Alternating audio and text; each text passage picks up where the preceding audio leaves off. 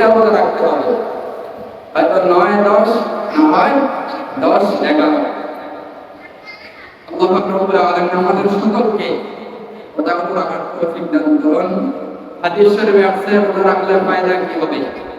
কেউ যদি মুহররমের রোজা রাখে তাহলে তার পিছনে 1 বছরের গুনাহ আল্লাহ তাআলা মাফ করে দিবেন। 1 বছরের পিছনে সমস্ত সগীরা গুনাহগুলো আল্লাহ তাআলা মাফ করে দিবেন। তাহলে রোজাগুলো আমরা রাখার চেষ্টা করব ইনশাআল্লাহ। এই মাস মুহররম মাস, এই মুহররম মাসে যেমন ইবাদতের মাধ্যমে সময় কাটানো হয়, ঠিক তেমনিভাবে এই মুহররম মাসে আবার বিদআতি কার্যক্রম বেশি চলে। আল্লাহ তাআলা বিভিন্ন জায়গায় বললেন তোমরা বিদআত করবে। বিদআত কি? যা নবীর যুগে ছিল না, রাসূল করেন নাই, কাউকে করতে দেন নাই, সাহাবায়ে কেরাম করেন নাই, করতে দেখে সামর্থ্য করেন নাই, এটাকে বলে বিদআত। এটা নবী করেন নাই কিন্তু অন্য কেউ করছে, নবী দেখে সামর্থ্য দিয়েছে, এটা করা যাবে। কিন্তু যেটা নবী করেন নাই বা সাহাবায়ে কেরাম করেন নাই, সাহাবায়ে কেরাম করেছে, নবী মানা করেছেন, ওটা বিদআত। এজন্য আমলের ক্ষেত্রে নতুন কিছু আবিষ্কার করা হলো বিদআত। এজন্য বিদআতি কার্যক্রমগুলো বিদআতগুলো করা মুমিনদের কাজ করতে পারে না। এই মুহররম মাস আসলে অনেকের লাফালাফি, মিছিল, মিটিং, খানা দানা ধুম করে যায় যখন বসে মুহররম মাসে। তারা এটাকে এমনভাবে তারা এটাকে মূল্যায়ন করে, এমনভাবে এটাকে তারা কদর করে যে পরিমাণ নামাজের জন্য করে না। এই মুহররম মাসে আল্লাহ তাআলা অনেকগুলো ঘটনা ঘটাইছেন। যেমন এই মুহররমে আল্লাহ তাআলা 10টা নিয়ামত দান করেছেন। আবার এই মুহররম মাসে আল্লাহ তাআলা কিছু অপর মাস, অনেক দামি মাস, অনেক মর্যাদার মাস, যেমন বাংলা মাস এবং ইংরেজি মাস, আরবি মাস। আরবি মাসগুলো আল্লাহ তাআলার পক্ষ থেকে দেওয়া আরবি মাস, এটা কাজ দেওয়া বানানো নয়। আল্লাহ পাক রব্বুল আলামিন পৃথিবী বানানোর পরে 12টা মাসের নাম আল্লাহ তাআলা জানিয়ে দিলেন, ঘোষণা করে দিয়েছেন। ইংরেজি মাস গণনা শুরু হয় ঈসা নবীর জন্ম থেকে, অর্থাৎ ঈসা আলাইহিস সালামের জন্মের পর থেকে ইংরেজি মাসের গণনা শুরু। এর আগে ইংরেজি মাসের গণনা ছিল না। বাংলা মাস শুরু হয় 1963 সাল আরবি হিজরি। বাদশাহ আকবর যখন দিল্লি শাহে মুসলমানে বসলেন, তখন থেকে আবিষ্কার হয়, শুরু হয় এই বাংলা মাসের গণনা। এর আগে বাংলা মাস ছিল না, গণনা ছিল না। বাংলা ইংরেজি 365 দিন 5 ঘন্টা 48 মিনিটে হয় 1 বছর। আর আরবি মাস অনুযায়ী 354 দিন 8 ঘন্টা 53 মিনিটে হয় 1 বছর। বাংলা বা ইংরেজি প্রতি 4 বছরে একদিন বেড়ে ফেব্রুয়ারি 29 হয়। অর্থাৎ বাংলা এবং ইংরেজি মাস এই দুইটা প্রতি 4 বছর পর পর একদিন বাড়ে, বৃদ্ধি হয়। একদিন বৃদ্ধি হওয়ার দ্বারাই 29 ফেব্রুয়ারি মাস এটা আসে। আর আরবি প্রতি 3 বছরে একদিন বেড়ে যায়, 33 বছরে আরবি বছর বৃদ্ধি পায়, 1 বছর বৃদ্ধি পায়। তাহলে এই বাংলা, আরবি, ইংরেজি এই মাসগুলো পরবর্তীতে ধাপে ধাপে বিভিন্ন সময় বিভিন্নতা শুরু হয়, গণনা আরম্ভ হয়। এই আরবি মাসের মুহররম মাস, আমরা জানি আরবি প্রথম মাস হলো, প্রথম মাসের নাম হলো মুহররম। এই মুহররম মাস আরবি মাসের প্রথম মাস। এটা হযরত ওমর রাদিয়াল্লাহু তাআলা আনহু যখন খেলাফতে বসেন, খেলাফতে বসার পরে এই আরবি হিজরি গণনা মুহররম মাস প্রথম মাস হিসেবে ঘোষণা দেন। আরবি হিজরি গণনা শুরু হয় হযরত ওমর রাদিয়াল্লাহু আনহু আবু মুসা আশআরী রাদিয়াল্লাহু আনহু চিঠি লিখলেন ওমর রাদিয়াল্লাহু আনহুর কাছে। চারটা প্রস্তাব এলো, চারটা প্রস্তাবনা আসলো ওমরের কাছে যে ওমর, আমরা চারটা প্রস্তাব দিলাম, এই আরবি হিজরি কখন থেকে গণনা শুরু হবে এই বিষয় নিয়ে। ওমর রাদিয়াল্লাহু তাআলা তখন মজলিস মজমা করলেন, বসলেন। বসার পরে কেউ কেউ প্রস্তাব দিলেন হযরত নবী করিম সাল্লাল্লাহু আলাইহি সাল্লামের জন্ম থেকে আরবি হিজরি গণনা শুরু করা হোক। কেউ প্রস্তাব দিলেন নবুয়ত থেকে আরবি হিজরি গণনা শুরু করা হোক। কেউ প্রস্তাব দিলেন নবীজির হিজরত থেকে শুরু হোক। কেউ প্রস্তাব দিলেন নবীজির মৃত্যু থেকে শুরু হোক। ওমর রাদিয়াল্লাহু তাআলা আনহু চারটা প্রস্তাবকে সামনে রেখে শুরা মজমার মধ্যে বসে যে সমাধান আনলেন, সমাধানটা হলো নবীজির হিজরত থেকে আরবি হিজরি গণনা শুরু। নবীজির হিজরত থেকে এই আরবি গণনা হিজরত শুরু হয়। বাকি তিনটা বাতিল হয়ে যায়। একটা প্রস্তাবনা ওমর রাদিয়াল্লাহু তাআলা আনহুর খেলাফতকালে প্রতিষ্ঠিত হয়। হওয়ার পরে মুহররম মাস আরবির প্রথম মাস ওমর রাদিয়াল্লাহু তাআলা আনহু ঠিক করে দিলেন, ঘোষণা করলেন। কিন্তু আরবি 12 মাস আল্লাহ তাআলার পক্ষ থেকে দেওয়া, কিন্তু আরবি মাস প্রথম মাস মুহররম হবে ঠিক করলেন ওমর রাদিয়াল্লাহু তাআলা আনহু। এই ওমর রাদিয়াল্লাহু তাআলা আনহু এমন একজন দামি সাহাবী। ওমর রাদিয়াল্লাহু তাআলা আনহু ইসলাম গ্রহণ করার পরে 40 নম্বর সাহাবী যখন হয়ে গেলেন, ইসলামের পতাকা তখন বেড়ে গেল, ইসলামের দাওয়াত দেওয়া তখন থেকে প্রকাশ্যে শুরু হয়ে গেল। এই মাস মুহররম মাসে আমার যে সমস্ত যুবক ভাইয়েরা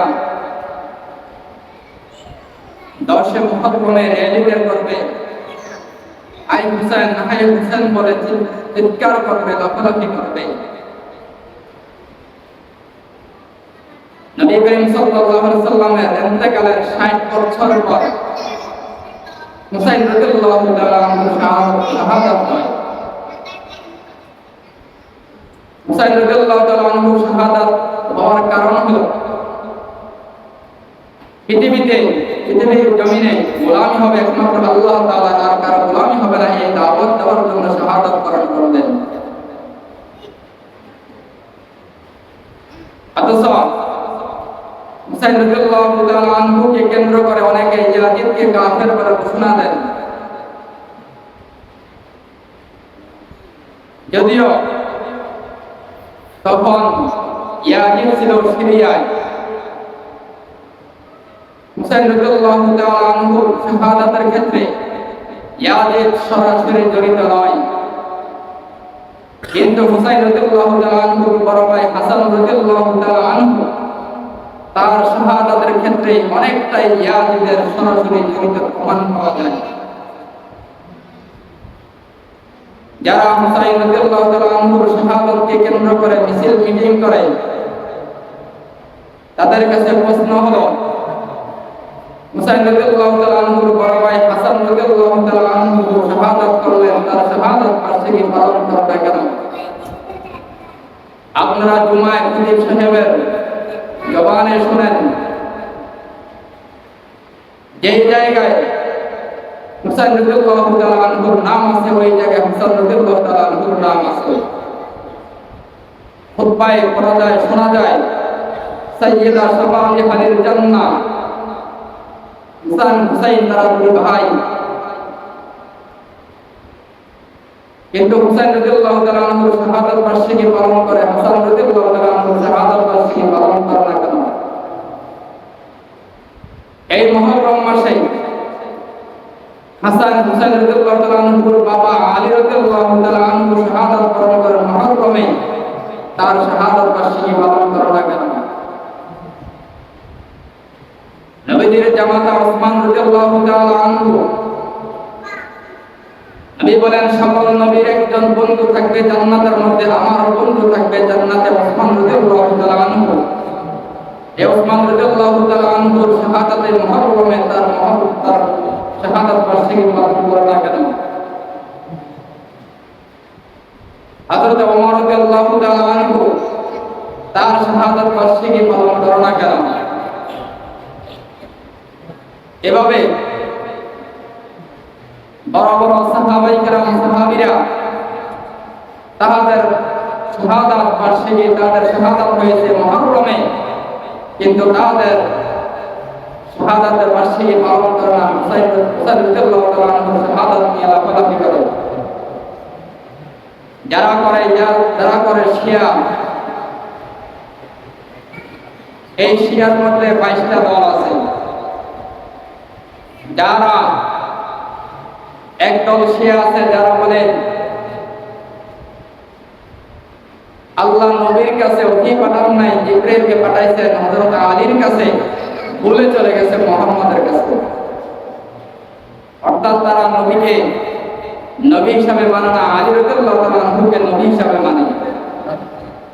এবং কি তারা বলে কেউ যদি যারা আলী রাদিয়াল্লাহু তাআলা আনহুকে নবী হিসাবে মানবে না, তারা কাফের পর্যন্ত ঘোষণা দিলেন। এই শিয়ার গোষ্ঠীরা তারাই হোসেন বলে চিৎকার করবে, শরীর থেকে রক্ত ঝরাবে, ব্লেড দিয়ে আঘাত করবে, মুখের মধ্যে আঘাত করবে, বুকে আঘাত করবে, থাপড়াবে, আই হোসেন বলে চিৎকার করবে। কিন্তু এ সমস্ত মূর্খরা ঠিকভাবে হোসেন রাদিয়াল্লাহু তাআলা আনহুর নামটা পর্যন্ত নিতে পারে না, বলে আই হোসেন। আর একজনের নাম হলো কালাম, তাকে যদি কাল্লা বলে ডাকা হয় তখন এটা আদবের চাইতে বেয়াদবি হবে বেশি। নাম হলো হুসাইন রাদিয়াল্লাহু তাআলা আনহু, হুসাইন, কিন্তু তারা বলে হুসেন রাদিয়াল্লাহু তাআলা আনহুকে বলে না। এইভাবে দেখবেন এই তো কাল পরশু দুদিন পরে দেখবেন মিছিল বের হবে, মিটিং করবে, চিৎকার করবে, লাফালাফি করবে, নামাজের খবর নাই, রোজার খবর নাই। হুসাইন রাদিয়াল্লাহু তাআলা আনহু যেদিন শাহাদাত বরণ করেন দুপুরের টাইম ছিল, ওনার জ্ঞান ছিল, জ্ঞান থাকা অবস্থা নামাজের সময় যখন হয়ে গেছে তখন সে নামাজ আদায় করেছেন। কিন্তু ভাই হোসেনের গোষ্ঠী যারা লাফালাফি করবে তাদের নামাজের খবর নাই, রোজার খবর নাই, মেয়ে ছেলে লেডিস আর জন্ডি সব একত্রিত হয়ে মিছিল আর মিটিং করবে। এই জন্য তাদেরকে কি বলবো, কোনো বেশি কিছু বলার সময় নাই, বেশি কিছু বলার ভাষা নাই। তাদেরকে আমি এক কথাই বলবো, তারা হলো এক নম্বর কারণ হলো তাদের মধ্যে ধর্মীয় জ্ঞান নাই, 2 নম্বরে জাহান্নামের ভয় নাই, মাঝখানে তাকওয়ার কোনো মুরব্বি নেই। এজন্য এই মুরব্বি না থাকার কারণে, জাহান্নামের ভয় না থাকার কারণে, দ্বীনের সঠিক জ্ঞান তাদের মধ্যে না থাকার কারণে এমন কার্যক্রম, এমন ভাব তাদের মধ্যে চলতে থাকে, চলে। এই মুহররম মাস, এই মুহররম মাসে আল্লাহ রাব্বুল আলামিন হযরত আদম নবীর তওবা আল্লাহ তাআলা কবুল করলেন। দীর্ঘ বছর পরে আল্লাহ তাআলা যখন হাওয়া এবং আদমকে দুনিয়ার জমিনে ছেড়ে দিলেন, ছেড়ে দেওয়ার দীর্ঘ বছর পরে আল্লাহ রাব্বুল আলামিন যেই দিন দোয়া তওবা কবুল করলেন ওই দিন ছিল মুহররমের 10 তারিখ। এরপরে নূহ আলাইহিস সালাম, আল্লাহ তাআলা তাকে মুক্তি দিয়েছেন। যুবতী পাহাড়ে গিয়ে তার নৌকা যেখানে থামলো, যেই দিন থামলেন ওই দিনটা ছিল মুহররমের 10 তারিখ। এরপরে ফেরাউনের পতন আল্লাহ তাআলা যেদিন ঘটাইছেন ওই দিনটা হলো মুহররমের 10 তারিখ। মুসা নবীকে ফেরাউন থেকে যেদিন নাজাত পেয়েছেন ওই দিনটা হলো মুহররমের 10 তারিখ। ইউনূস নবীকে মাছের পেট থেকে যেদিন নাজাত পেয়েছেন ওই দিনটাও ছিল মুহররমের 10 তারিখ।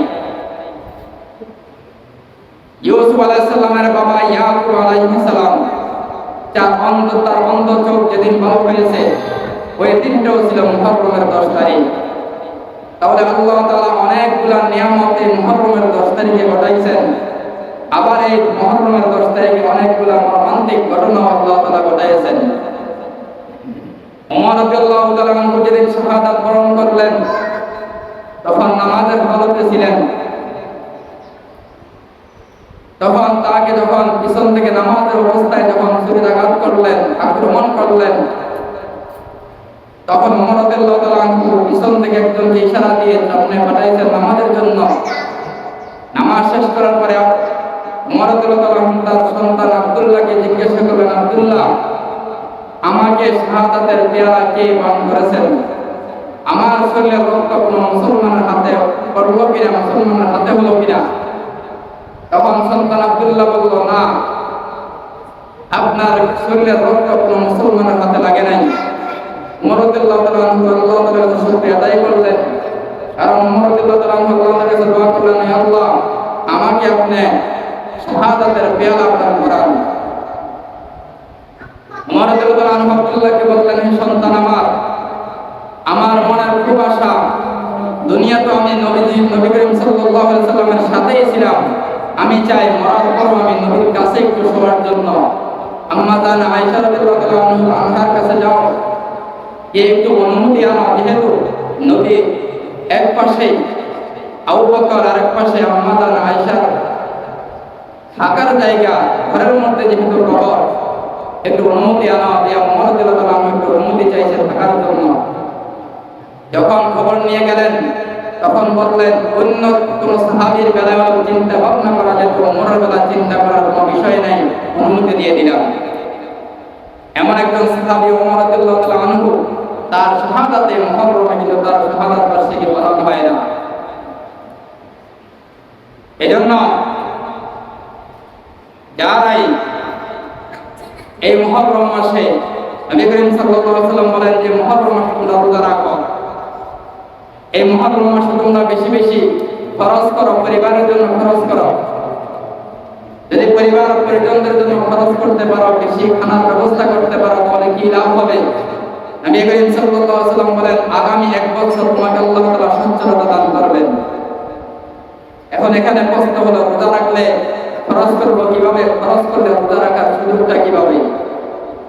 সঠিক সমাধান হলো, তোমরা দিনের বেলা রোজা রাখো, রাতের বেলা সেহরি ইফতারি এবং সেহরির জন্য ভালো কিছু আয়োজন করো। পরিবার পরিজনের জন্য ভালো কিছু জামা কাপড়ের প্রয়োজন হলে ভালো কিছু নতুন জামা কাপড় ব্যবস্থা করে দাও। এগুলোর মাধ্যমে বেশি খরচ করো পরিবার পরিজনের মধ্যে। এই জন্য মুহররম মাস অনেক দামি মাস, আল্লাহ তাআলার কাছে চাওয়া দরকার, আল্লাহ মুহররম মাস পাইলাম, এই মুহররম মাস অনেক দামি মাস, আল্লাহ মুহররম মাসের তওবা কবুল করে নেন। হে আল্লাহ, আজকের পর থেকে আর নামাজ ছাড়বো না, আজকের পর থেকে রোজা ছাড়বো না, আজকের পর থেকে মিথ্যা কথা আর জবান দ্বারা বলবো না, গীবত শিকায়ত করবো না। আল্লাহ তাআলার কাছে চেয়ে তওবা করে নেন, আল্লাহ তাআলা তওবা কবুল করে নেবেন। এই জন্য মুহররম মাসে আমরা আল্লাহ তাআলার কাছে তওবা করব, আল্লাহ তাআলা যেন আমাদের সকলের তওবা কবুল করে নেন। কারণ যেহেতু এই মাস, এই মুহররমে আল্লাহ তাআলা অনেকের দোয়া কবুল করলেন, অনেক নিয়ামত আল্লাহ তাআলা দিয়েছেন। নবী করিম সাল্লাল্লাহু আলাইহি ওয়াসাল্লাম বলেন, এই মুহররমে তোমরা 10 তারিখে তওবা করো, ইস্তিগফার করো, আল্লাহ তাআলার কাছে যাও, আল্লাহ তাআলা ব্যবস্থা করে দিবেন।